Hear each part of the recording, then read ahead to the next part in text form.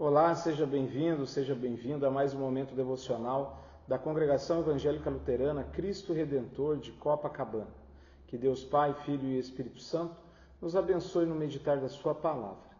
Hoje quero convidar você a uma reflexão a respeito do livro de Colossenses, a carta de Paulo aos Colossenses, capítulo 1, a partir do versículo 13, falando e abordando a excelência da pessoa e da obra de Cristo Jesus. Nós chamamos Cristo Jesus de nosso Senhor, de nosso Salvador. E esse texto de hoje, ele realmente traz a excelência da pessoa e da obra que Jesus realizou por nós. Por isso eu creio que é um momento muito importante a gente parar um pouquinho e refletir sobre a pessoa de Jesus Cristo e aquilo que ele fez por mim e por você.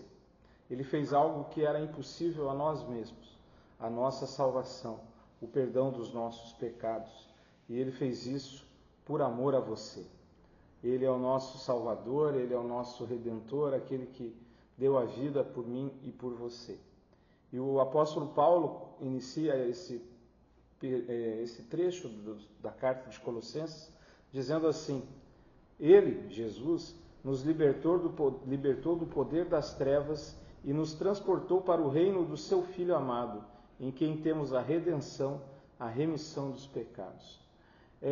Muitas vezes a gente não reconhece algo que é verdadeiro e real na nossa vida. Nós não somos livres. O ser humano, ele sempre está em busca da liberdade.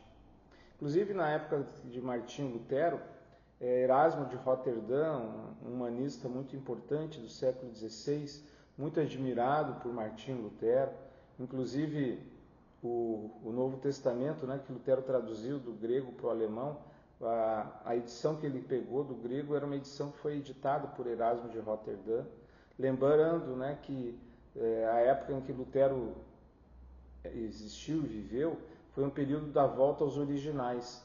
Por isso Erasmo de Roterdã traz também uma nova edição da Bíblia, né, do Novo Testamento em grego. E Lutero utiliza dessa edição para fazer a tradução para o alemão do Novo Testamento. E Lutero admirava e respeitava muito Erasmo de Roterdã. E Erasmo, ele afirmava que o ser humano tinha livre-arbítrio, não só nas coisas materiais, que camisa eu vou colocar no dia de hoje, enfim, essas decisões do nosso dia a dia, mas espiritualmente também, como se fosse possível ao ser humano crer ou não crer, aceitar ou não aceitar Jesus como seu Salvador. Ele tinha uma visão positiva do ser humano. Já Martinho Lutero, pelos seus estudos bíblicos, ele percebe que não era bem assim. E ele escreve, inclusive, um documento contrariando o posicionamento de Erasmo de Roterdã, afirmando que o homem é servo, que o seu arbítrio, a sua vontade é serva. E dessa maneira a gente nunca é livre. Ou a gente é servo de Deus, ou a gente é servo do diabo.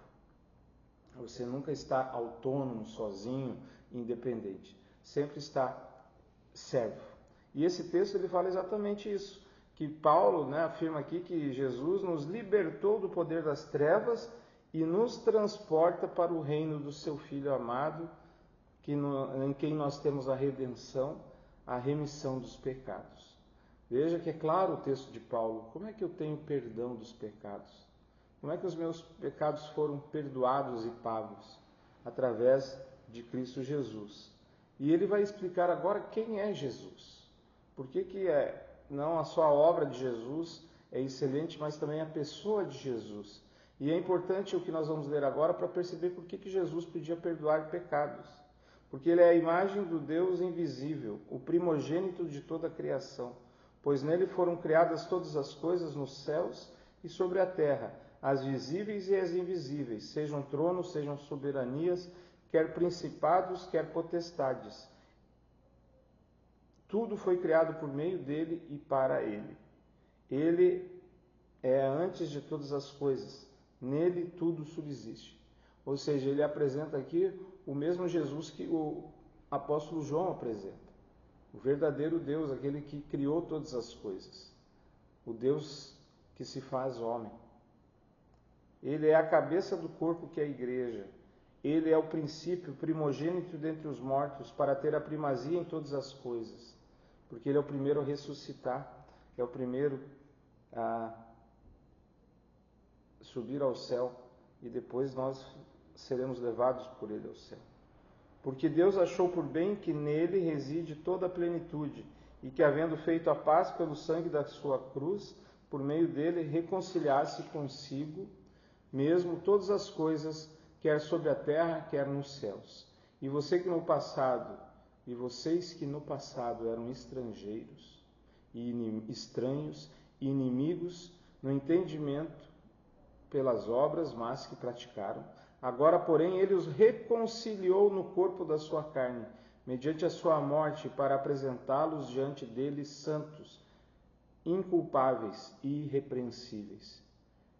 Olha que maravilha! Esse Deus se importou conosco, se encarnou na Virgem Maria, padeceu sob Pôncio Pilatos, morreu na cruz, para nos reconciliar.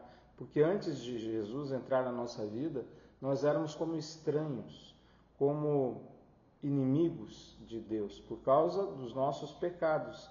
Não porque Deus declarou a inimizade com o mundo, mas nós declaramos inimizade com o mundo, com Deus, pelos nossos pecados, dando ouvido à voz do mundo, do diabo e da nossa carne, e não dando ouvido à santa e boa vontade de Deus. E isso é transformado exatamente quando Cristo, através do seu sacrifício, faz o que a gente chama da morte substitutiva. Ele morre em nosso lugar, pagando assim o preço dos nossos pecados. Que maravilha! Eu e você fomos reconciliados pelo amor de Jesus, que derramou o seu sangue por nós. E agora, quando nos apresentarmos diante de Deus, seremos inculpáveis e irrepreensíveis. Se é que vocês permanecem na fé, alicerçados e firmes. Você, como está a sua fé em Cristo Jesus? Você está alicerçado e firme? Podemos fortalecer a nossa fé. Jesus deixou a palavra, a Santa Ceia, para nos fortalecer, para que possamos ficar firmados, não perder a salvação por falta de fé.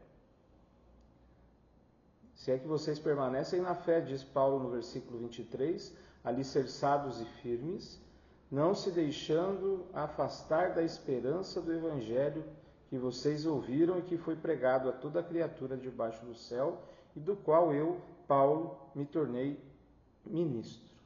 Então aqui fica evidente que a preocupação de Paulo é que as pessoas não se afastem do Evangelho que antigamente, que outrora ouviram, mas que continuem firmes. E esse é o grande pedido e a grande solicitação que eu faço a cada um de vocês. Que vocês permaneçam firmes no Evangelho. Muitas pessoas continuam firmes nas suas convicções, nas suas crenças. Aqui Paulo pede para que a gente fique firme, convicto na palavra, no Evangelho. Pela graça vocês foram salvos. Isso não vem de vós, é dom de Deus. Paulo nos chama a continuarmos firmes nessa verdade e a confiar em Jesus como nosso único e suficiente Salvador. Esse é o nosso desafio, esse é o convite que Jesus nos faz, que continuemos firmes no Santo Evangelho, confiando nele como nosso Salvador. Amém. Vamos orar? Querido e bom Deus, graças te damos por ter enviado Jesus Cristo, aquele que veio para nos salvar. Pedimos que nos fortaleça na fé em Jesus Cristo, para que continuemos firmes até o dia da volta de Jesus ou do nosso encontro, no dia da nossa morte. Pai querido, abençoe a pregação do teu Evangelho aqui no Rio de Janeiro, abençoe o trabalho da tua igreja em todo o mundo, mas acima de tudo, que a tua palavra não volte vazia, mas que toque e transforme os corações. Abençoe, Senhor Deus, todas as nossas atividades, a nossa vida, a nossa família. De maneira especial, pedimos que continue abençoando a obra de ampliação do nosso templo aqui em Copacabana. Que o Senhor proteja e guarde todos os envolvidos, para que tudo corra bem para a tua honra e para a tua glória. Amém. Que o Senhor te abençoe e te guarde, que Que o Senhor faça resplandecer o seu rosto sobre ti e tenha misericórdia de ti. Que o Senhor sobre ti levante o seu rosto e te dê a paz. Amém. Um forte abraço, que Deus continue abençoando você e até o nosso próximo encontro.